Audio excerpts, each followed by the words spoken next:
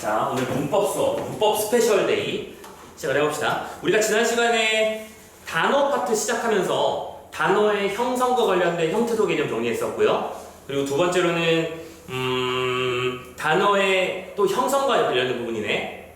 합성어와 파생어, 특히 비동사적 합성어와 관련된 부분을 집중해서 공부를 했었죠. 자, 그 내용에 이어서 오늘은 단어에서의 품사 얘기를 조금 해봐야 해요. 품사라고 하는 걸 좀 정리를 하고, 품사 안에서도 그 각각의 품사와 관련된 문제를 푸는 방식과 관련해서 여러분들이 이쪽 파트에서 보통 문제를 틀릴 때는 역시 똑같아요.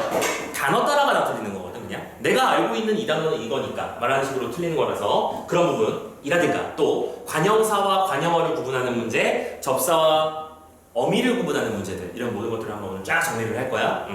알아두시고, 그리고 특히 오늘은 활용 부분에 관련된 부분도 힘을 많이 줄 거니까 참고해 주시면 되겠습니다. 자, 아마 필기를 되게 많이 해야 될 겁니다. 선생님이 지금 거기 있는 내용에 덧붙여서 이런저런 설명들을 많이 해드릴 거니까 그거 좀 참고해 주시고, 자, 품사 얘기부터 한번 시작을 한번 해보도록 합시다. 페이지는 30페이지가 아니고 일단은 어디 갔어? 25페이지부터 25페이지부터 열어놓으시면 됩니다.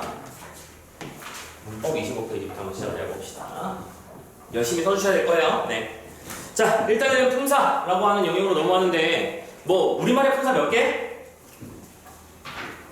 9개. 그렇지. 팔품사를 안 하는 게 어디야. 자, 품사 9개가 있다. 그 9개를 구분하는 기준도 관련된 얘기를 하기 전에 품사의 구분 기준부터 먼저 얘기를 하자. 이 말 들어본 적이 있나?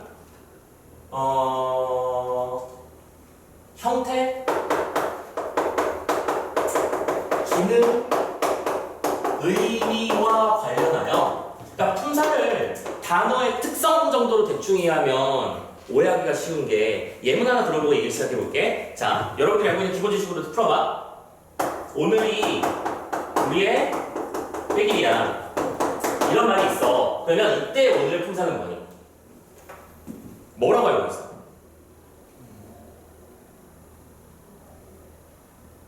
뭘까? 띠용? 뭘까? 참고로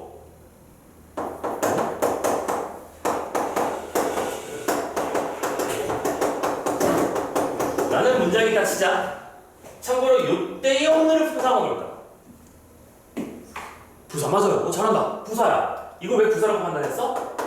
만난 건 만난 건데 오늘 만난 거니까 그 만난다를 수식했으니까 부사라고 불렀어. 얘는 품사가 뭐야? 명사. 잘하네. 명사 뭐야? 명사예요. 왜 명사죠?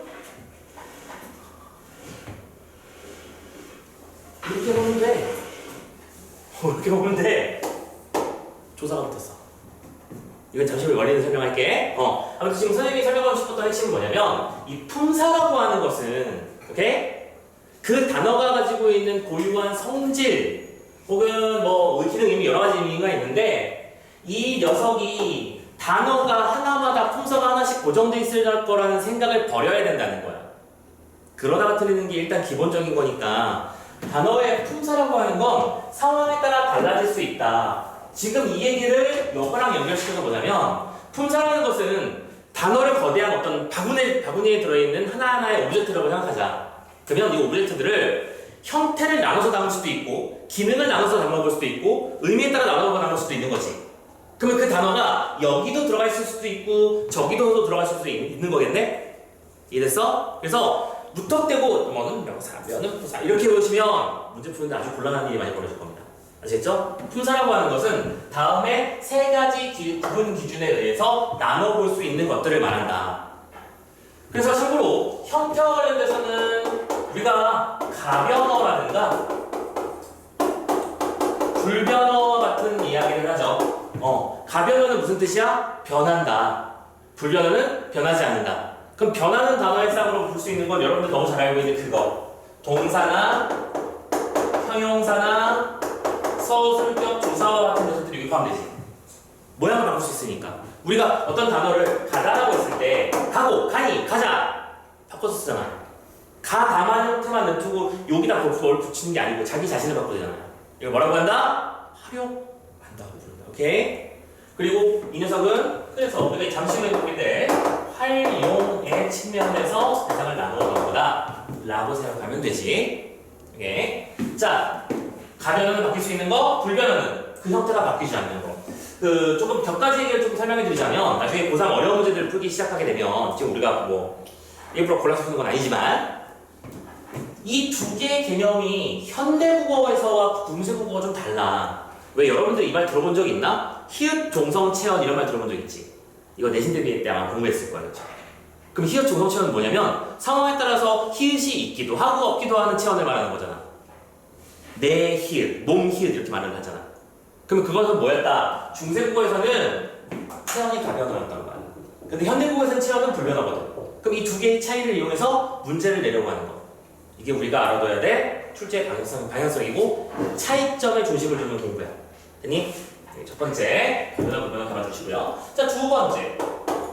기능에 따라서는 1번, 2번, 3번, 1번이었고요. 2번. 기능을 따라서는 체언, 용언, 수식언, 관계언, 독립언이라고 하는 총 5개의 기능들을 나눠서 볼 수 있어.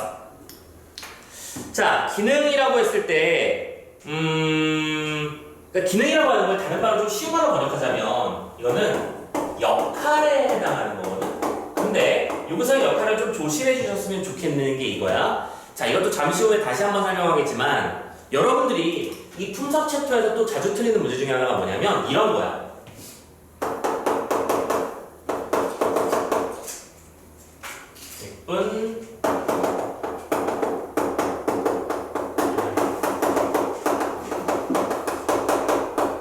자, 알고 있을 거라고 생각하면서 묻는 거야. 요 녀석의 품사가 뭘까? 그렇지, 형용사라고 대답할 수 있어야 돼. 그런데 이거를 그렇게도 헷갈려하는 경우, 그리고 알고 있는데도 무심코 틀리는 경우가 많지. 이걸 어떤 단어로 잘못 말하는 경우, 어떤 품사로? 관용사. 오케이? 왜냐면 강화제를 수식했다 그것만 기억하고 있으니까. 그러면 틀리는 거야. 이거 관용사 아니죠? 대신 뭐는 맞아? 관용어는 맞지. 오케이? 이건 관용어야. 근데 이건 문장 성분 들어가서 정리 한번 더 할 테니까 지금은 일단 구분하실 것. 참고로 그러면 관용어에는 형용사도 포함될 수 있는 거고 또 이거를 잠깐만 헌, 책을 샀다 이렇게 했을 때 이 헌 같은 경우에는 품사가 뭘까? 헐다라고 생각하나요 혹시? 그럼 그것도 틀렸는데? 이거 관형사거든. 이거 관형사예요. 오케이? 이따 외워야 될 것도 알려드릴게. 그럼 이 녀석은 관형사가 맞아. 근데 그 관형사가 관형어 역할을 한 거지. 오케이? 그러니까 머리가 막 헷갈리는 거야 머릿속에서. 관형사도 있고 관형어도 있고 형용사도 있고 막 서로 뭐가 맞는 건지도 모르겠고 바쁘게 풀다 보면 실수가 나온다. 됐지? 그러니까 품사에서의 지금 여기서 말하는 건 문장 성분이라고 하는 개념인데 문장 성분 헷갈리면 안 돼. 이거는 이따 관형사로 보면 배울 때 다시 한번 정리를 따로 할게요. 자, 근데 여기서 말하는 역할은 그 역할을 말하는 게 아니다. 문장에서 체언은 말 그대로 몸의 역할을 하기 때문에 체언이라고 부른다는 거야. 우리가 꼬꼬마들 말하는 걸 한번 들어보면 왜 막 1살 배기 2살 잠깐만 너무 이른가? 내가 얘기가 없어서 잘 몰라. 자, 아무튼 꼬꼬마들 말할 때 엄마한테 밥 달라고 할 때 그 꼬꼬마들 이제 막 말 때는 아이들은 뭐라고 말을 할까? 엄마, 맘마 정도로 끝내잖아. 엄마, 맘마 하면 엄마가 알아듣고 아, 우리 아이가 밥을 달라고 하는구나 라고 이해하는 거 아니야? 아니 이 녀석이 무슨 뜻인지 알 수 없는 말을 하고 있어. 이게 아니잖아. 이해하잖아. 체어는 그것만으로도 이해가 되기 때문에 그래서 몸을 이룬다고 부르는 거야. 오케이? 그리고 용어는 그 녀석의 동작 상태 성질을 서술해주는 기능을 하고 역할을 하고 수식어는 그 녀석의 말을 꾸며주는 역할을 하고 관계어는 그 녀석의 문장 성분의 기능을 알려주는 역할을 하고 마지막 독립어는 자유로운 역할이야. 오케이? 그리고 이것을 따라서 마지막 세 번째 우리가 알고 있는 명사, 대명사, 수사와 같은 총 9개의 품사로 져 있는 의미에 따른 구분이 존재한다. 요거를 일단은 기억해 놓자. 되셨습니까? 그래서 선생님은 이번 챕터를 이렇게 생각해. 우선 우리가 사전 외우기 테스트를 하는 것도 아니고요. 문제도 그렇게 내지 않습니다. 이게 왜 명사인가? 이게 왜 관형사인가? 이런 것들을 정확하게 구분하면서 따라오는 거. 그 구분하는 방법을 배우는 게 오늘의 포인트야. 자, 그래서 첫 번째, 자 2번하고 3번을 묶어가면서 설명해 볼게요. 첫 번째로 체언부터 한번 시작해보자. 완전 중요한 거야. 이거 외워야 돼. 체언의 주요 특성. 어떤 단어가 체언인지 아닌지를 따지는 방법이야. 총 3가지 원칙이 있어. 기억해. 어떤 단어가 체언이라는 것은 그 단어는 불변어라는 뜻이야. 불변어 뭐라고 할까? 활용하지 않는다였지. 책상이라는 단어가 있는데 그 책상을 상황에 따라서 책심, 책소를 이렇게 바꾸니? 안 바꾸지. 책상은 죽어도 책상이야. 그쵸? 바꾸지 않습니다. 불변어다. 되게 당연한 얘기 같지? 근데 이 당연한 얘기를 문제 풀 때는 못 찾는다. 그게 문제야. 그래서 기억하라고 하는 거야. 두 번째, 조사. 그 중에서도 격조사가 붙을 수 있는 대상이 바로 체언이야. 그래서 체언에는 뭐가 달라붙을 수 있다? 격조사가 달라붙을 수 있다. 조사가 붙을 수 있으면 뭐다? 체언이다. 거꾸로 조사가 붙을 수 없는 말이 있다? 격조사가 붙을 수 없는 말이 있다. 그거는 체언이 아니라는 소리입니다. 됐죠? 이 원칙을 기억하자. 마지막 3번째, 관형어의 수식을 받는다.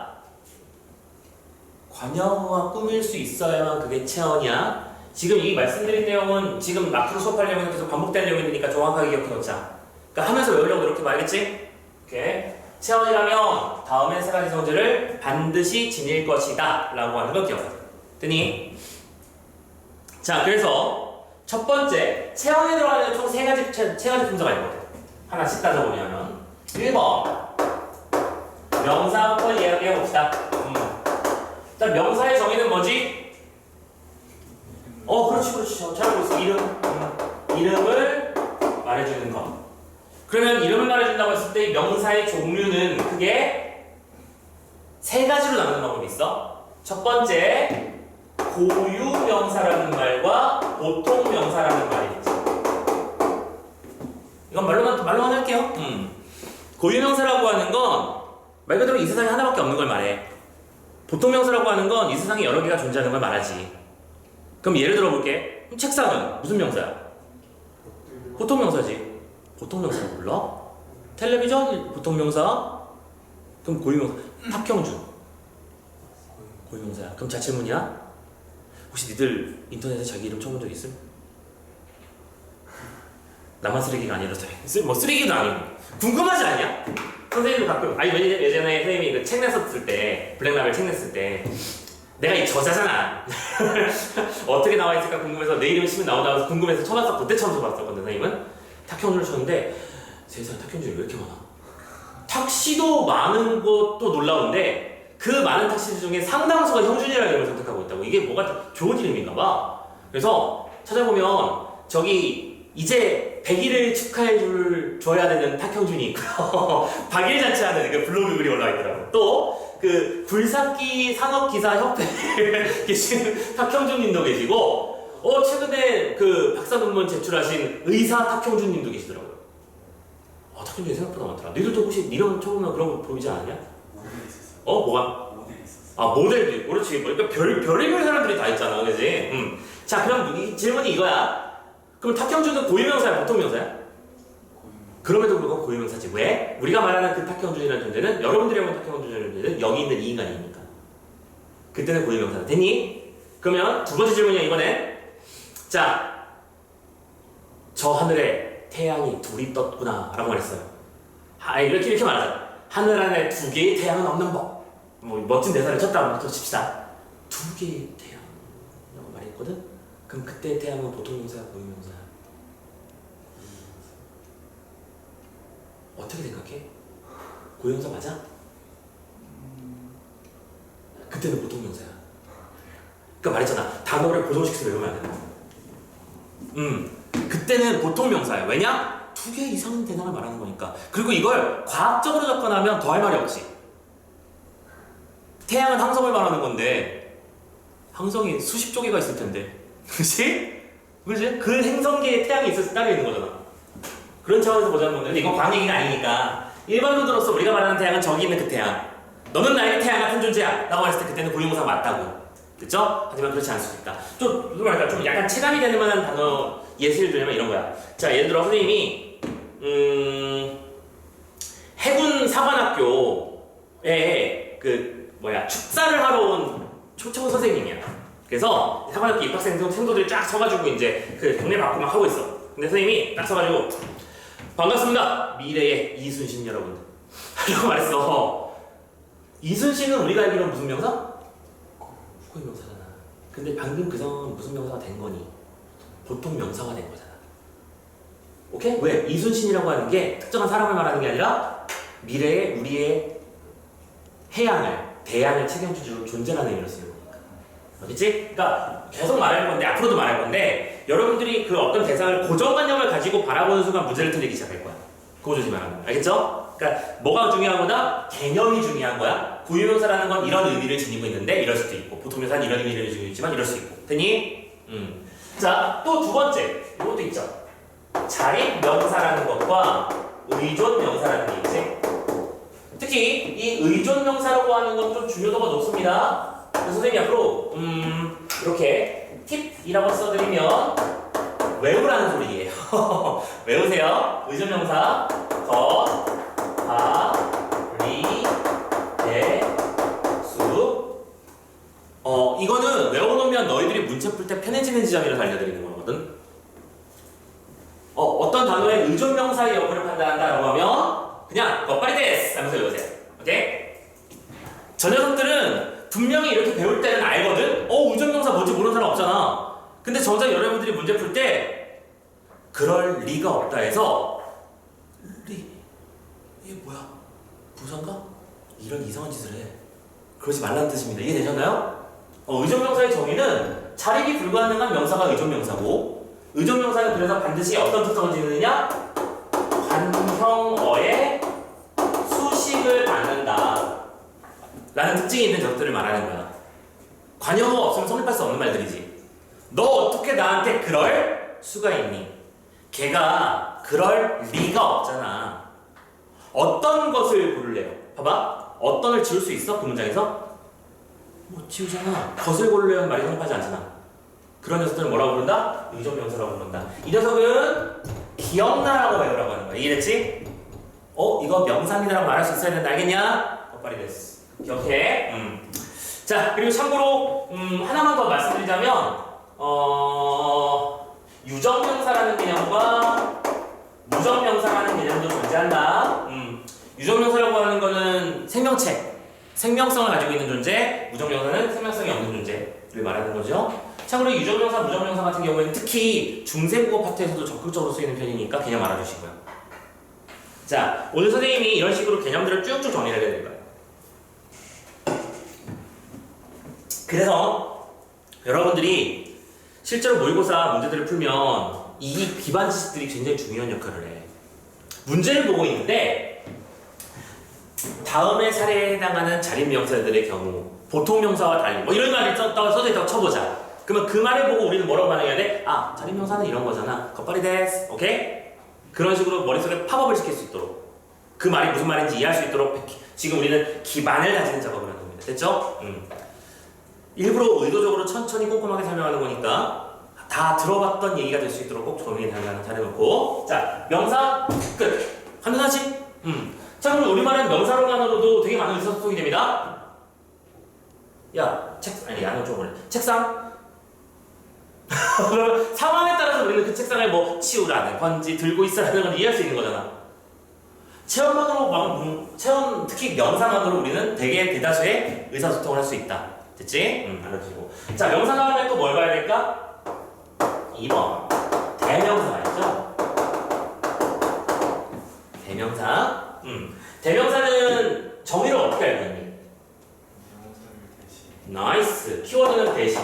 대신 지칭하는 거야. 그치? 그리고 이 대명사에는 종류가 크게 두 가지가 있죠. 나누고 시작해야 돼. 인칭 대명사와 지시 대명사. 자, 대명사 이거 우습게 보면 안 된다. 시험에 자주 나오고 너희들을 현혹하는 문제란다. 이따 보여드릴게 문제로. 인칭 대명사 몇 인칭 몇 인칭 몇 인칭이더라? 1인칭, 2인칭, 3인칭이 있지. 1인칭, 그러니까 물어 이렇게 보자. 나는 몇 인칭? 1인칭이야. 너는 2인칭. 왜 이렇게 쫄아? 나는 1인칭이고 너는 2인칭이야. 우리는 다시 생각해봐. 우리는 몇 인칭이야? 자, 그럼 뭐? 1인칭이지. 그렇지. 키워드 나, 너를 기억해. 지금 방금 이것도 너희들을 낳는 대표적인 방법 중에 하나야. 문제에서 낳는 방법이야. 나, 너, 우리와 같은 인칭 대명사를 통해 라고 말했으면 1인칭이랑 2인칭 말하는 겁니다. 이해되셨나요? 오케이? 그럼 3인칭은 뭐가 있는데? 나도 아니고 너도 아닌 존재 누구? 그녀, 그들 이런 것들이 되는 거잖아. 그럼 질문? 저희는 몇 인칭이야? 1인칭. 그렇지, 1인칭이지. 나의 개념에 포함되어 있으면 1인칭이야. 너희가 해? 할 때 너희는? 2인칭. 언니 버벅거리면 안 된다잉? 오케이? 1인칭, 2인칭, 3인칭이 먼저 정리되셨죠? 그런데 여기다가 또 추가적으로 기억해야 될 거. 제비대명사라는 게 있어요. 제기대명사는 뭘까요? 앞에서 한 말을 되돌려 말하고 싶을 때 쓰는 거야. 근데 여기서 너희들이 좀 자주 틀리는 예문 중에 하나가 당신 같은 단어야. 봐봐. 이거 다음 중 올바르게 사용되지 못한 문장을 이런 거 오는 문제가 나올 때 이런 문장이 있어. 할아버지께서는 당신의 구두를 아껴 신으신다 라고 말했습니다. 어때? 정상 문장 맞아? 할아버지께서는 당신의 구두를 아껴 신으신다. 어때? 왠지 느낌에 자기라고 말해야 될 것 같지 않냐? 그래서 틀리는 거야. 그래서 틀리는 거야. 당신은 높여서 부르는 말이거든. 선생님이 처음에 말한 할아버지께서는 당신의 구두를 아껴 신는다. 그게 정답이에요. 맞는 말입니다. 근데 우리의 일상생활이 잘못됐다기보다 잘못 사용하는 예문들이 있어서 우리를 방해해. 왜 우리 당신이라는 단어 보통 어떤 데 쓰냐면 싸울 때 당신이 뭔데? 이러면서 화를 내잖아.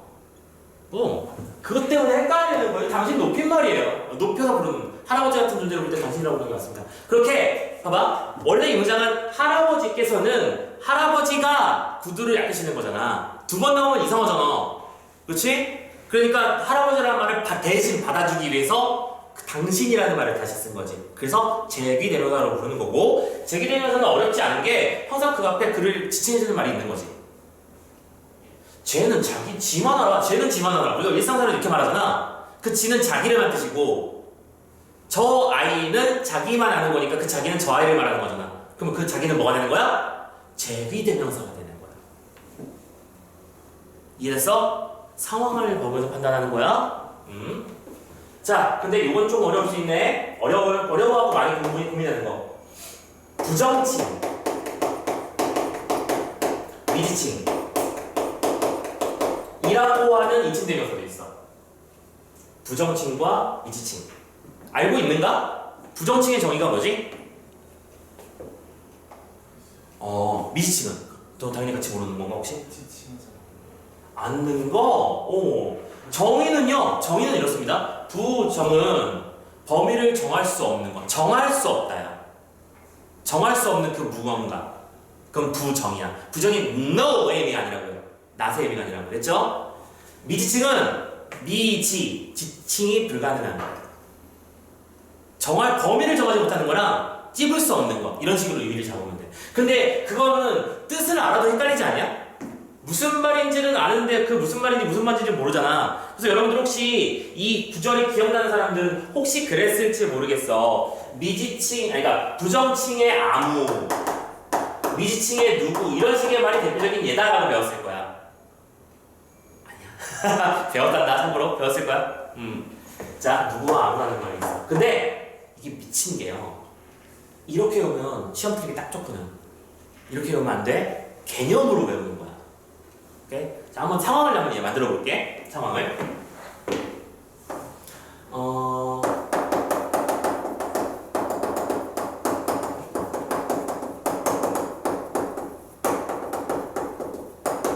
아니야. 이거 말고 조금 더 극단적인 예를 한번 들어보자. 이게 좀 편할 것 같아. 밖에 누구야? 라고 외쳤어. 오케이? 그러면 누구라는 말은 누군가를 대신 지칭하는 말일 테니까 대명사겠지, 그치? 근데 이 대명사 누구는 내가 알고 있기로는 미지칭이에요. 그럼 미지칭이 무조건 맞을까요? 저게 무조건 맞는 걸까요? 아니니까 쓴 거겠지. 아닌 거야. 오케이? 자, 상황으로 본다. 이런 문제를 제대로 내려면 보통 맥락이라는 걸 주거든. 자, 상황으로 생각해봐. 밖에 내가 수업을 하고 있는데 밖에서 애들이 막 떠들고 있는 거야. 그치? 그래서 걔들한테 주의를 줄 목적으로 밖에 누구야! 라고 화를 냈어. 그럼 그때 누구는 부정칭일까 미지칭일까? 그렇지. 맞아. 불특정한 누군가에 대해서 범위를 정할 수 있는 누군가를 말하는 거야. 근데 내가 지금 내 방에 있는데 참고로 우리 방에는 나랑 내 누나밖에 없어. 그런데 밖에서 누가 소리가 들려. 오케이? 그럼 그때 누구야? 밖에 누구야? 몰라서 묻는 게 아니지.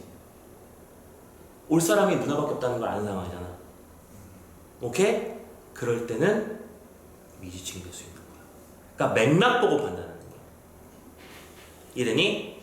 오케이? 그래서 이거는 맥락 보고 판단하라고 하면 너무 무책임한 말이니까 여기서도 팁을 하나 드릴게요.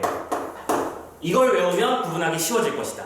뭐냐면 요 미지칭 있지. 오케이? 요 미지칭은 미지가 무슨 말이냐면 이렇게 이해하자는 거야. 미지의 대상인 거야. 모르는 거잖아. 그러면 이렇게 이해하자. 알고 싶어 라고 쓸게.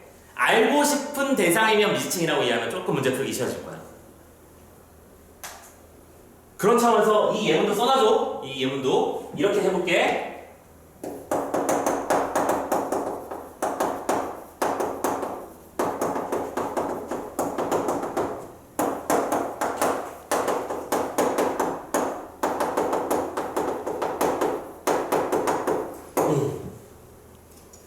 어디? 보이지? 어디? 이해돼? 그럼 잘 생각해보자. 첫 번째 질문. 야, 너 내일 어디로 갈 거야? 그때 어디는 무슨 칭일까? 그렇지. 바로 이해되지. 궁금해서 묻는 거니까. 궁금해요의 대상인 거야. 근데 대답이 어디든 상관없어. 바로 이해돼? 이렇게 하면 좀 쉬워진다? 알겠죠? 그러니까 방금 그런 상황에서도 밖에 누구야 말고 아까 사례를 이렇게 썼으면 좀 더 편했겠다. 누가 이렇게 떠들어! 라고 하랬어. 그러면 참고로 원래 누가는 누구가 떠드는 걸 이렇게 누가라고 하는 거잖아. 그치? 우리 현대국어에서 이게 좀 바뀌어 있는 거야. 이거 옛날에 중세국어 문제에서 나온 적이 있어. 자, 누가 이렇게 떠들어! 라고 말했어. 근데 역시 아까랑 똑같은 상황이야. 막 수업하고 있는데 밖에 또 떠들고 있어가지고 누가 이렇게 떠들어! 라고 화를 냈어. 그럼 무슨 칭일까? 내가 지금 그 대상이 누군지 알고 싶은 거야? 아니지, 닥치라는 소리잖아. 그게 궁금한 게 아니라 그 사람이 누군지 궁금한 게 아니고 밖에 있는 것들아 조용히라는 뜻이잖아. 그럼 무슨 칭? 그렇지, 부정칭이야. 돼? 근데 지금 이제 선생님의 눈이 이 안에 있는데 막 수업을 열심히 하고 있는데 이 두 명이 쏙닥쏙닥 떠버리고 있어.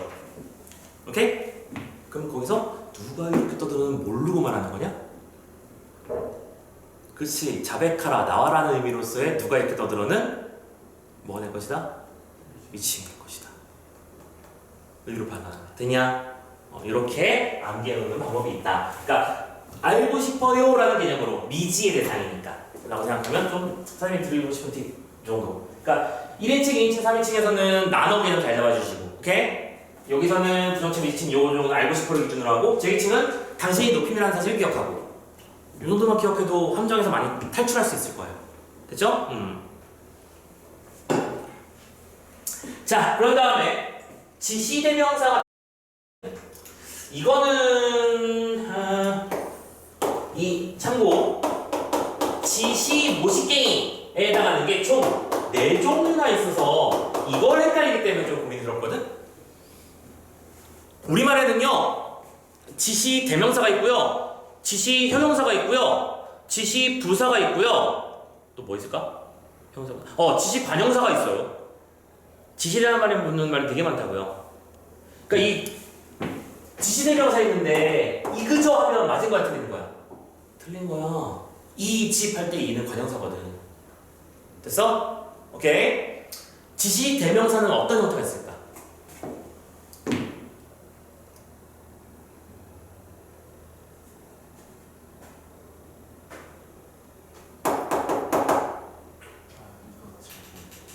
이것이야, 이것이다. 뒤에 조사 붙이잖아 지금. 조사가 붙을 수 있으면 뭐라고? 체언이라고. 됐어? 조사 붙이면 돼. 조사를 붙일 수 있는 이그저를 생각하자. 되니?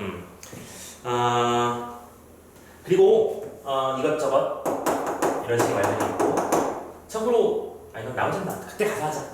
지시대명사 이렇게까지 총 나누는 방법이 몇 가지가 존재한다. 되셨죠? 자, 체언이 아직 끝난 게 아닙니다. 3번 수사가 있죠. 수사는요 기출문제 기준으로는 나오는 문제가 어느 정도 약간 정해져 있는 느낌이 좀 강해요. 일단 정리부터 먼저 할게. 수사의 종류에는 크게 양수사와 서수사라는 말이 있거든. 수사의 정의가 뭐냐면 대상의 수량이나 순서가 정의야. 수량을 말해주는 말은 양수사이고요, 순서를 말해주는 단어는 서수사가 되는 거라고. 됐지? 나중에 문제 풀고 있는데 다음 양수사들의 경우 했을 때 양수사를 하면 보고 이거 뭐야? 이러시면 안 된다고요? 근데 그럼 양수사에는 뭐가 있을까? 예를 들어 하나, 둘 같은 단어가 있지. 하나와 하나를 더하면 둘이다. 같은 문장에서의 하나는 뭐예요? 양수사. 됐어? 오케이? 서수사는 또 뭐가 있을까? 순서를 나타주는 건 뭐가 있을까? 샤워 그거지. 첫째. 뺄 수 없는 거. 첫만 쓰진 않으니까. 첫은 접사일 테니까. 만약에 첫 혼자 쓰는 첫은. 됐지? 오케이. 첫째, 둘째, 셋째 같은 말. 됐죠? 참고로 뭐 이런 말도 있긴 있어. 제1 원칙, 제2의 뭐뭐. 됐죠? 이런 식의 말들이 있다. 자, 그런데 이거 옆에 또 팁이라는 걸 하나 더 있어. 시험에 내는 건 정해져 있다. 수사, 대, 수, 관형사. 참고로 이 수관형사도 수를 나타내는 말이거든. 근데 예문을 써볼게. 쌤이 제일 좋아하는 예문이야. 우산 셋이 나란히 걸어갑니다. 와, 우산 세 개가 나란히 놓여있다 라는 문장을 딱 쳐보자. 오케이? 그러면 여기서 등장하는 이 3의 개념과 여기서 등장하는 이 3의 개념은 품사가 같을까요? 아니라는 거야. 아니야. 오케이? 그럼 어떻게 구분하는가? 아까 선생님 뭐라고 했었지? 어떤 단어가 체언이라면 다음엔 세 가지 성질을 지녀. 첫 번째, 형태가 변하지 않을 것이며, 두 번째, 조사가 붙을 것이며, 세 번째, 관형어의 수식을 받을 수 있을 것. 근데 특히 이 녀석은 딱 그것만 잘 기억하면 돼. 조사가 붙을 수 있는지만 잘 잡아도 문제가 풀릴 거야. 그럼 답이 지금 자연스럽게 노출됐지? 그치? 여기서 위에 있는 셋은 뭐라? 수사예요. 나이스. 근데 이 세 개는요?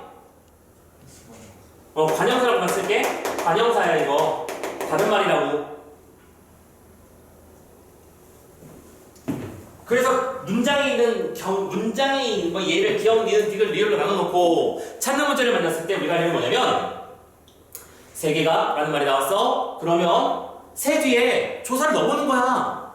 세 이게, 세 을개, 안 되거든요. 그쵸? 조사가 붙을 수 없는 녀석인 이 녀석은 그럼 뭐가 아닌 거야? 체언이 아닌 거네 라고 생각하죠. 체언이 아니니까 그러면 다른 성분이겠구나. 아니 성분이란다. 다른 품사겠구나. 그 생각하면서 접근해야 되는 거죠. 이해되셨습니까? 자, 여기까지 첫 번째 체험 봤습니다. 아니 10분만 있다가 치르긴 할 건데 10분 좀 넘어 15분 버틸 수 있음? 오케이 하고 쉬어드릴게요. 하나만 더 하고 쉬어봅시다. 자, 체험 다음에 원래대로라면 용언을 해야 되는 게 정상이겠지. 우리말에서 체험과 용언하면 거의 다 한 거거든. 근데 용언은 이따가 2시간만 더 쓸 거야. 이것 때문에 문제야. 그래서 용언은 잠깐만 제끼고 용언을 제가 나머지부터 먼저 하자. 자, 두 번째는 관계언이라고 하는 녀석을 정리해보도록 할게요. 자, 관계언이라고 하는 녀석은 품사 하나밖에 없어요. 뭐? 조사를 말한다 라고 생각하고, 이게 왜 관계언이라는 이름이 붙었냐면 역할이 뭐다? 앞에 오는 체언을 일정한 문장의 자격을 부여해주기 때문인 거야. 오케이? 그러면 조사에도 종류가 있나요? 3개나 있어 보여. 첫 번째 1번 격조사가 있고요, 2번 보조사가 있고요, 3번 접속조사가 있어요. 지금 선생님이 말씀드리고 있는 모든 내용들은 한결같이 출제의 대상이 됐던 녀석들이니까 잘 기억해 놓으실 것. 자, 순서대로 먼저 해볼게. 첫 번째, 격조사라고 하는 건 뭐냐면 그 단어에 일정한 자격을 부여해주는 녀석을 말해요. 앞에 오는 체언을 자격을 부여한다. 그럼 여기서 말하는 자격이라는 건 무슨 뜻이냐면 문장 성분이야. 오케이? 선생님이 자주 기억하는 표현인데, 우리가 여러분들 문제 풀 때 아까도 말했지만 관형사라는 말과 관형어라는 말이 되게 헷갈릴 거거든? 그렇지? 그러면 그때 관형사, 관형어를 구분할 때 중요한 건 개념을 이렇게 잡고 들어가는 거라는 거야. 이거 하나 자연스럽게 하는 얘기인데, 봐봐. 아까 선생님이 얘기했던 이 선생님 이름 탁형준, 이 이름은 오케이? 이 세상에 하나뿐인 고유명사인데, 이 탁형준이라는 단어를, 그러니까 탁형준의 그 말 자체를, 명사를 주어로 만들고 싶으면 뭘 집어넣는다? 이가라는 조사를 집어넣지. 됐죠? 또 목적어를 만들고 싶으면 형준이를. 됐죠? 그리고 서술을 만들고 싶으면 서술 형준이다. 이렇게 집어넣는 형태. 오케이? 그걸 통째로 묶어서 문장의 성분에서 역할을 맡는다고 판단하면 되는 거야. 됐지? 그런데 그렇게 어떤 품사에다가, 체언에다가 격조사를 붙임으로써 뭘 만들 수도 있는 거야? 관형어를 만들 수도 있는 거고, 근데 관형사는 체언이 아니라, 이건 잠시 후에 배우게 돼, 수식어라는 녀석이거든. 다른 거야, 이거. 그러니까. 근데 이 완벽하게 다른 걸 우리는 이름이 비슷하다는 이유만으로 헷갈린다는 거지. 오케이? 다시 이걸 어떻게 비유하냐면 자, 이 인간은 고유한 존재로서 탁형준이야. 그럼 이 이름은 어디 가서 탁형준이지? 그치? 그러니까 이거는 나의 품사라고 쳐보자. 나의 품사는 탁형준이야. 근데 성분이라고 하는 건 뭘 말하는 거냐면 이 형준이가 지금 여러분들 앞에 서 있을 때는 어떤 역할을 하고 있어? 선생님 역할을 하잖아. 그치? 선생님 어머니 밑에서는 무슨 역할을 할 거야? 아들 역할을 할 거고, 선생님 강아지들 앞에서 무슨 역할을 할 거야? 호구가 되겠지. 우리 집 깜빡 새끼들이 많아가지고. 오케이, 무슨 말인지 이해되죠? 그러니까 이 품사라고 하는 건 그 단어가 가지고 있는 형태기능 의미를 말하는 거고, 성분이라고 하는 것은 그 문장 속에서의 역할을 말하는 개념이라고 생각하자. 알겠지? 자, 그리고 이 얘기를 잠깐 또 왜 갖다 보냐면, 그럼 격조사라는 게 바로 뭐냐? 어떤 체언에 붙어서 그 문장을 특정한 문장 성분으로 만들어주는 역할을 하는 거라는 거지. 따라오시지? 그래서 격조사는 총 몇 종류가 있냐면 7종류가 있어. 그럼 왜 7종류인가? 문장 성분의 개수가 7가지라고 해서 돼. 주어를 만들어내는 격조사를 뭐라고 부른다? 주격조사. 서술어를 만들어내는 격조사는 서술격조사. 이렇게 되는 거야. 이해돼? 자, 그리고 선생님이 지금 여기서도 또 중요한 것들을 쭉쭉쭉쭉 잡아드릴 테니까 잘 따라오세요. 주격, 서술격, 목적격, 보격, 관형격, 부사격, 그리고 독립격이라는 말은 없어. 대신 혹격 조사가 있어요. 저 개수가 몇 개? 7개. 그럼 왜 7개다? 문장 성분의 개수와 일치하고 있다. 됐니? 따져볼게. 예문으로 이해하자. 일단은 주격조사의 대표적인 형태는 뭐죠? 어떤 단어를, 그러니까 뭐 예를 하나 들어놓자. 신발이라는 단어가 있어. 이 신발이라는 단어를 명사를 주어로 만들고 싶으면 뭘 붙여? 신발? 그렇지. 그러니까 이 가가 가장 대표적인 주격조사야.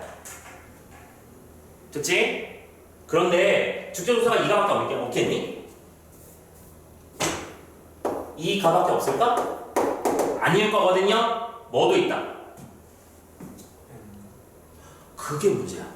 은느는 격조사가 아니야. 근데 우리가 영어 배울 때 은느니가를 배우거든. 은느는 보조사인데 그건 잠시 후에 설명할게. 오케이? 은는 집어넣지만 절대 실수 나오기 좋으니까 말씀드리는 거야. 이가 말고 들으면 알걸? 깨서. 깨서도 주격조사지. 그치? 할머니께서 방에 들어가신다. 그치? 듣니? 오케이. 근데 이거 진짜 조심해.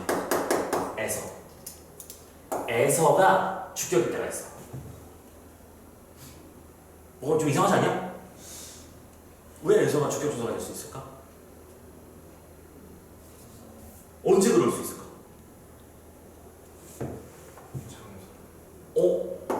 기관이나 단체의 경우에는 단체에 쓰인 에서는 주격조사가 될 수 있어.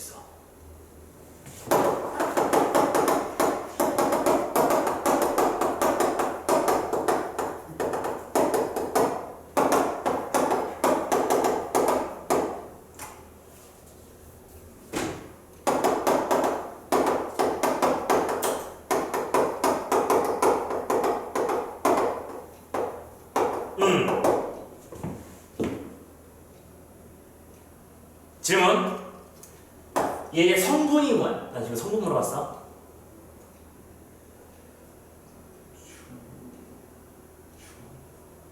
진짜?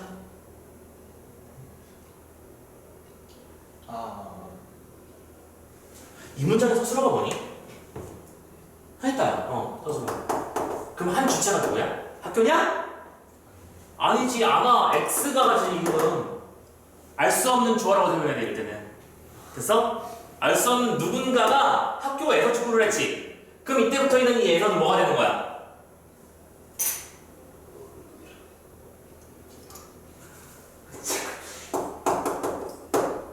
부사격조사. 그치? 했는데 학교에서 한 거니까. 듣냐? 이걸 따라오겠지? 오케이? 근데 밑에 있는 문장은 어때요? 서술어 있어? 얘야. 그럼 발표를 누가 했죠? 학교가 하는 거잖아. 그럼 이때 학교에서의 이 에서는 무슨 격조사야? 주격조사야. 외우지 말라고. 이해하라고. 됐어? 에서가 기관 단체에서 주체로 등장했을 때는 주격조사. 근데 일반적인 경우에는 대부분 에서 뭐야? 처소 부사격 조사. 근데 거기까지 설명도 안 할게. 그냥 그런 게 있다. 되셨습니까? 오케이. 자, 서술격 조사를 만드는 방법은 단 하나. 뭐밖에 없어? 이다. 좋아. 근데 이 녀석은 스페셜한 녀석이지? 왜죠? 뭐 할 수 있기 때문이니까. 오, 맞아. 뭐 한다고요? 우리말에서 용언을 제외하고 유일하게 활용할 수 있는 녀석은 서술격 조사뿐이다. 뿐이지만 뿐이니까 그냥 변신시키죠. 다음 어떤 지금 봐봐. 책상 주어 만들 때냐? 책상 이다. 서술어 만들잖아. 그럼 이거 목적어 만들 때 뭐 붙여? 너무 쉽지 원래. 별 설명할 게 없지? 그리고 참고로 여러분들 목적어도 그렇고 잠시 후에 보게 될 국어도 마찬가지긴 한데 이 녀석들의 공통적인 특징은 문장에서 2번 이상 나오진 않아. 그렇지 않겠어? 한 문장에서 목적어가 2개인 경우나 한 문장에서 보어가 2번인 경우가 있을까?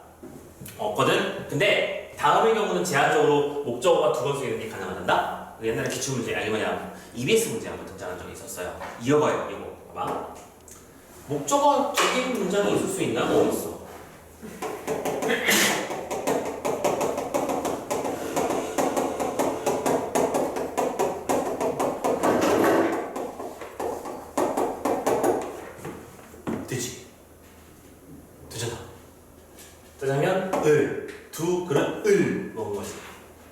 목적격 조사가 한 문장에서 두 번 쓰였어. 됐지? 언제 되는 거야, 이건? 나는 사과를 2박스를 옮겼다. 되고요? 그쵸? 그녀는 구두를 2켤레를 샀다. 되지? 근데 이 관계도를 잘 생각해봐. 언제 되는 거야? 그럼 르이 2번 나올 수 있는 경우는? 부연설명이라는 표현도 좋다. 근데 여기서는 대상의 수를 말할 때, 대상과 관련된 수량을 부연 설명할 때 라고 하면 르이 2번 쓰일 수 있다. 이건 이해할 수 있는 거지. 되셨습니까? 들어와요. 자, 을이다. 쉬워. 자, 목격조사는 뭐가 있니? 어떤 말을 보호가 뭐야, 보호가? 문장에서 서술어, 되다, 아니다를 보충해주는 말이라서 보호야. 그는 아니다. 뭐가 아닌데? 그는 되었다. 뭐가 됐는데? 지금 그 뭐가 해당하는 분이 빠진 거지. 오케이? 그래서 얘도 뭘 써? 이 가를 써. 근데 이 녀석은 파악이 어렵지 않죠? 이거 왜 내고치는지 이해되지? 이가가 붙었으니까 주격조사 아니라고요. 에서가 붙었으니까 부사격조사 아니라고요. 문장 보고 판단하시라고. 문맥 보고 판단하시고. 됐죠? 이가를 쓰면 목격조사가 된다. 이 정도까지만. 그리고 참고로 말이야. 그냥 쭉쭉 다 쓰고 하자. 그 다음에 현대국어의 관용조사 하나밖에 없지? 뭐밖에 없어? 어떤 말을 관용어로 만들어줘? 나 플러스 집. 이 집이 될 거야. 그럼 무슨 집이라고 불러? 나 의지? 의잖아, 의. 고민을 하고 있어, 의지. 그치? 의밖에 없죠, 관용조사는? 그럼 잘 봐. 목적격 조사나 관용격 조사 이런 애들은 그냥 뭘 설명할 것도 없죠. 아까 그 탐구형 문제를 제가 하거든. 을을 2번 나오는 거. 그래서 이 녀석들은 보통 나올 때 뭐랑 같이 나오냐면 중세국어랑 같이 나오는 편이야. 중세국어에서 알랄, 을을. 그리고 여러분들 이거 배웠잖아. 이거 2학년 아니지? 1학년 2학기 중간이나 기말 배우는 게 이거잖아. 관용격 조사 배워가지고 에, 의랑 시옷 배우지 않냐? 처음 들어. 내신에서 했을 거야. 국민적으로 배우니까. 그니? 그거랑 묶어서 내는 편이다. 알겠죠? 이걸 다 지금 선생님이 쓰는 모든 것들은 다 출제 요소들을 말하는 거야. 오케이? 기억하시고. 혹조소서 쉽지? 혹격이라고 하는 건 부를 호자를 쓰는 거거든? 어떤 대상을 부르는 걸 말이야. 그럼 부른다라고 하는 거는 아나, 야 같은 조사가 있어요. 경준아! 라고 부르는 거. 비오야! 라고 부른다는 거. 됐지? 그런데 참고로 이것도 그러다 보니까 이게 다야. 뭐 별거 없어. 그러니까 저것도 중세국어랑 묶어서 내는 거야. 중세국어에서는 저 2개 외에 하나의 혹격조사가 더 있었거든. 하라고 하는 혹격조사가 있었어. 하.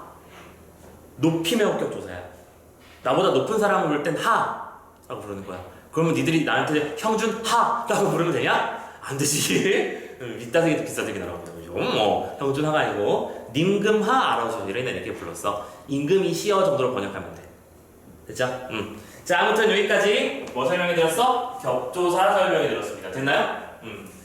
자, 이거 한 빼먹었네. 부사격을 설명하다고 하는데 참고로 이 부사격은 너무 많아서 일일이 다 하다가 죽을 수도 있어. 그러니까 그냥 이런 게 있다. 참고로 에서와 에 이게 얼핏 보기에는 되게 비슷해 보이거든? 그렇지 않니? 둘 다 장소를 말해주는 거니까. 근데 이 2개는 완전히 서로 상반된 의미를 지닌단다. 그 녀석은 실제로 문장을 만들어서 써보자면 나는 학교에 왔다가 자연스럽고 나는 학교에서 왔다도 자연스럽지. 그럼 이때 에와 에서의 차이점은 뭐야? 둘 다 장소잖아.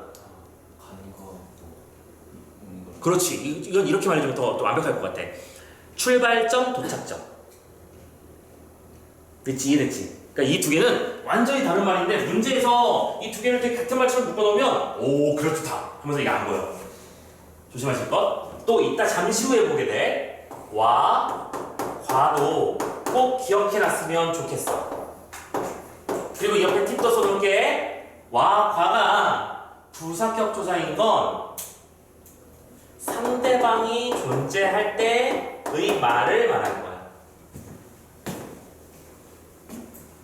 무슨 소리냐면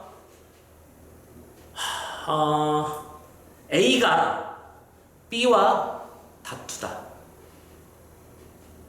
그때의 와는 무슨 격 조사라고요? 부사격 조사예요. 상대가 존재하는 거잖아. 그치? 걔랑 사귄대. 랑은 참고로 현대국어의 접속조사. 근데 이거를 A와 B가 사귀다로 설명할 수 있지? 그럼 그때 사귀다는 사귀다가 아니지. 그때 와는 무슨 격 조사? 부사격 조사. 왜? 상대방이 필요한 일이니까. 사귀다, 다투다, 그다음에 뭐가 있을까? 상대하다, 뭐 이런 식의 말들. 되니? 자, 이걸 설명하는 강조하는 이유가 있어요. 좀 잠깐만 기억해놓고. 자, 일단 격조사는 이렇게 종류가 쫙 있고 대표적으로 우리를 현혹하는 녀석들 위주로 정리해드린 거야, 알겠지? 됐어? 이 정도는 무조건 기억해낸다잉. 자, 보조사 볼게. 조금만 더 버텨. 금방 빨리 끝내줄게. 보조사는 일단은 의미를 더해주는 조사라는 점이 특이해. 어떤 말에 의미를 첨가해주는 녀석이야. 됐어? 그리고 이 녀석의 대표적인 예들은 이거 파란색으로 쓸 거야. 그리고 팁이라고 쓸 거야. 왜? 보조사의 대표적인 형태는 외워놓으면 문제가 되게 편하게 풀리는 것들이 많을 거거든. 선생님 팁이라고 쓴 거는 다 외우라는 소리예요. 아니지. 판사하는 내용은 다 외우세요. 오케이? 자, 팁. 는, 만, 도, 까지, 조차. 여기까지. 이 단어들은 대표적인 보조사 형태들이야. 그리고 당연하게도 은는은 뭐다? 격조사가 아니다. 뭐다? 보조사다. 선생님 왜 은은이 보조사가 되는 거죠? 왜 의미가 더해지는 거죠? 문장 하나만 만들어보면 되지. 그가 간다. 그 말은 그냥 그가 가는 거잖아. 형사문이지. 됐지? 그런데 이거를 그는 간다라고 말해보자. 그는 간다. 그럼 그 말에는 무슨 의미가 담겨 있어? 그를 제외한 나머지 사람도 궁금하다라는 말이 담겨 있는 거잖아. 무슨 말인지 이해돼? 오케이? 자, 친구가 옆에서 열공을 막 공부하고 있는데 나 방금 수업이 다 끝났어. 그래서 책가방 쓰고 지나가면서 말하는 거야. 지나가면서 이러는 거야. 내가 간다? 어쩌라고. 거기선 내가 간다를 안 쓰지. 그때 뭐라고 해? 나는 간다? 나는 간다라는 쓰잖아. 그럼 왜 우리가 그 말을 왜 하는 건데? 나 갈 건데 너 어떻게 할 거냐? 의미가 추가됐단 말이야. 이해됐어? 무슨 말인지? 그게 의미의 추가야. 그래서 은는은 뭐다? 보조사다. 기억하시는 거. 만은요? 올리라는 의미를 더해주죠. 나는 간다? 넌 어떻게 할 거니? 나만 간다? 나만 갈 거야. only me. 오케이? 나도 간다? 포함해서 간다? 까지 간다? 믿었던 너마저. 이런 말이 되는 거잖아. 똑같이 그렇게 쓰잖아. 오케이? 조차도 마찬가지일 거고. 되셨나요? 오케이. 이렇게만 또까지 조차 같은 대표적인 녀석들이 있고, 자, 그리고 보조사를 풀 때 꼭 기억해 주셨으면 좋겠는 게, 이 보조사는 대부분 대치할 수 있거나 생략하는 게 가능해. 그 영통을 반드시 기억해 놓으실 것. 보조사는 대치하거나 생략하는 것이 가능하다. 그래서 여러분들이 나중에 문장 성분 문제를 풀 때는 저 격조사를 꼭, 보조사를 꼭 격조사를 바꾸고 문제 푸십시오.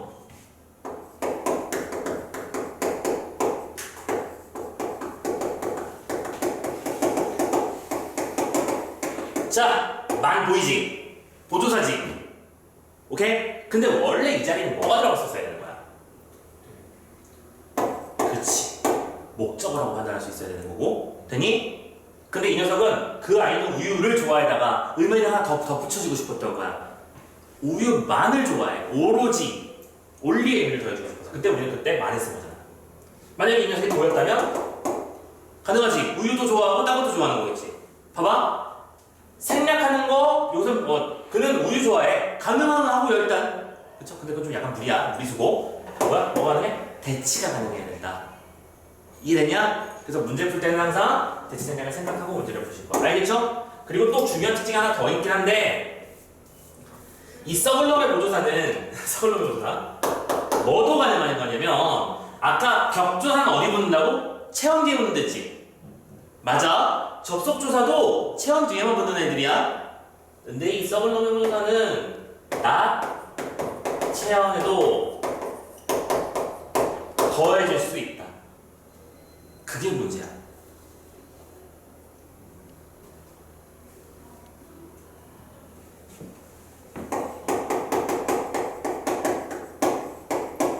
아유, 빨리도 오네. 수지 우리 그렇게 말. 그치?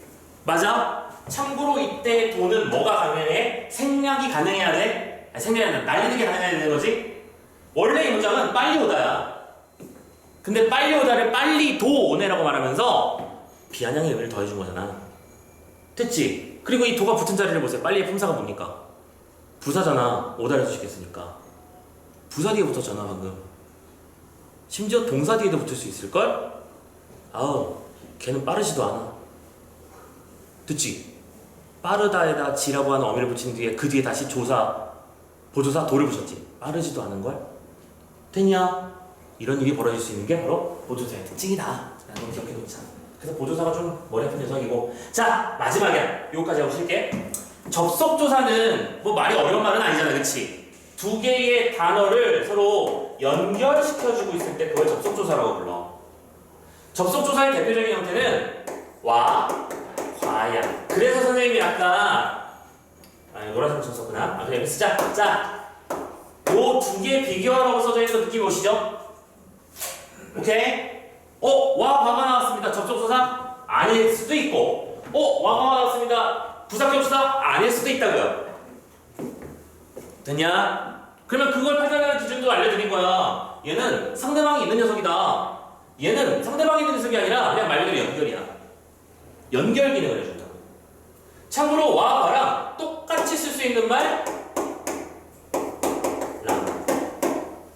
우리가 평소에 글 쓸 때는 와가를 쓰죠. 그는 편의점으로 가서 사과와 귤을 집어들었다. 잠깐만, 편의점에서 팔는 거 맞지? 아무튼 간에 사과와 귤을 집어들었다. 됐니? 됐어? 근데 그걸 실제로 우리가 말을 할 때 어떻게? 걔는 편의점에 가서 사과랑 우유를 집어들었지 라고 말하는 거잖아. 됐어? 그래서 이거를 구어체적 표현, 이 녀석을 거꾸로 말했네. 이걸 문어체적 표현, 얘를 구어체적 표현이라고 부른다. 되고 있고, 자, 그러니까 거기다 이제 추가로 하나 더 플러스 기억해 주시면 좋겠는 게, 이 와바는요, 실은 문장을 연결하는 기능도 가지고 있어. 이게 되게 무시무시한 지점이야. 무서운 건 또 뭐야? 무시무시한 지점이야. 왜냐? 봐봐. 그가 새벽에 사과와 사과와 귤이 꽂혀 있는 거지 나는? 아무튼 간에 사과와 귤을 사왔다라고 하는 문장이 있다 치자. 그럼 원래 그거 가만히 따져보면 사과 플러스 귤이잖아. 두 개의 단어를 연결해줬으니까 뭐예요? 접속조사는 맞지? 근데 이 접속조사는 실은요, 문맥적으로 따져보자면 그는 새벽에 사과를 사왔다라는 문장과 그는 새벽에 귤을 사왔다라는 두 개의 문장을 합쳐서 느끼는 걸 거잖아. 논리적으로 따지자면, 그렇지? 그래서 이 접속조사는 우리 문장의, 우리 한글의 어떤 명쾌성을 보정하기 위한 장치라고도 볼 수 있어. 만약에 우리말에 접속조사라는 게 없었다면 미쳤을걸? 우리말에 대명사가 없었으면 환장했을걸? 단어가 나올 때마다 그 사람을 호칭을 얘기하는 거니까. 그치? 그래서 이런 특징을 가지고 있고, 그리고 이제 와가는 구분할 수 있겠지? 두 개의 단어를 연결하는 기능을 하고 그 녀석이 문장으로 찢어질 땐 뭐다? 접속조사다. 와가가. 근데 와가가 상대방이 있는 녀석에 나오는 건 부사격 조사겠구나. 내가 그녀와 사귀기로 했다. 보면 내가 사귀기로 했다와 그녀가 사귀기로 했다. 이게 말이 돼? 사귀려면 상대방이 필요한 거거든. 됐지? 근데 접속조사의 경우에는 만약에 그걸 접속조사라고 생각하면 내가 사귀었다, 아니면 사귀기로 했다, 그녀가 사귀기로 했다, 문장은 두 개를 연결했다고 말하는 것도 되게 이상한 거고. 되셨죠? 이런 식으로 정리를 해보시면 뭐까지? 조사까지는 일단 1차적으로 정리하게 끝낸 겁니다. 되셨죠? 자, 다시 한번 정리. 품사는 다음과 같은 기준으로 나눠서 보는 단어들의 집합체다. 이때 나누는 기준은 세 가지가 있었는데, 먼저 체언이라고 하는 것은 다음과 같은 특성을 지니고 있는 말들이었으며 명사, 대명사, 수사라는 종류가 있었고 이 안에서 명사의 경우에는 의존명사, 대명사의 경우에는 부정칭, 제기칭, 그리고 수사의 경우에는 수관용사의 부분을 좀 중요하게 생각했어야 한다. 됐어? 그리고 조사에서는 조사 자체가 관계어이라서 이걸 따로 특성을 정리하진 않고 왜냐면 얘는 그냥 취향 뒤에 붙는 애니까 원래는. 근데 문제는 이 보조사 때문에 자꾸 썩을놈이라고 부르게 되는데 얘 때문에 뭘 정리할 수가 없어. 그래서 그냥 따로 말한 거야. 그래서 주로 격조사라는 게 있고 자격을 부여해주는 장치고 문장 성분과 일치한다. 특히 이 녀석들은 모양새가 똑같은 걸 가지고 문제 내는 걸 선호한다 라는 걸 알아두자. 됐지? 그리고 보조사는 의미를 더해준다는 걸 기억하고 다른 거랑 바꾸거나 날릴 수 있다는 걸 기억하자. 됐냐? 여기까지 했으면 일단은 한 3분의 1 했어요. 자, 그럼 잠깐만 좀 숨 좀 돌렸다가 잠시 후에 나머지 품사들 정리하고 나서 용어로 넘어갑시다. 오케이? 잠깐 쉬어갈게요.